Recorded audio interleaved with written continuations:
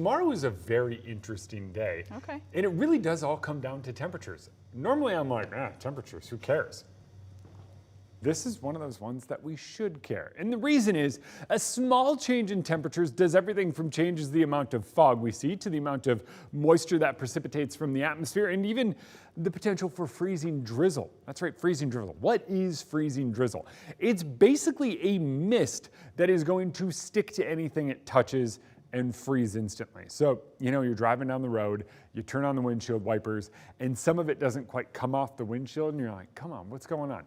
That's freezing drizzle. It's foggy, and that freezing drizzle is essentially in the fog, and then it just kind of stays warm right through the weekend and out pretty far. I know I said there's no chance of a white Christmas, so let's dive in.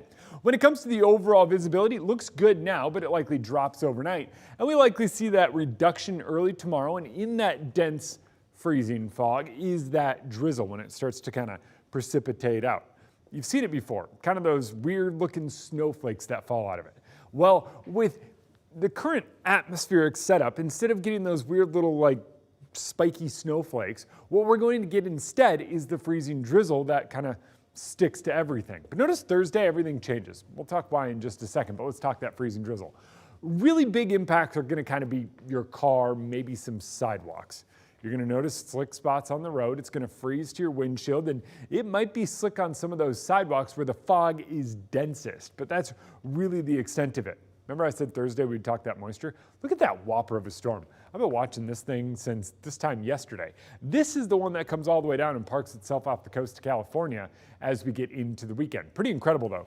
Massive ridge of high pressure, storm off to the north, disturbance slides through. It's mainly the Canadian Rockies trying to spill in, maybe a little something in North Idaho, but that is a huge maybe when it comes to the do we see anything. I don't think we get anything here in Spokane because of it. Cascades, you get a little something, moves its way out. Ridge dominates the forecast. Storm that you saw in the last graphic becomes an impressive monster off the coast of California, and Saturday, it's still calm. Sunday, that storm starts making its way inland down to our south, but it stays down to our south. This is that classic El Nino pattern that we just can't break this year, but it is classic and it is El Nino, and we talked about this all the way back in November when I said, long range forecast not looking great for us snow lovers, and this is exactly why. So in the future, when we're going to be doing this for a while, you and I, and so if we ever come to the point where we have to talk long-range winter forecasts and I say El Nino and I show you a map that's red from coast to coast and go, seriously?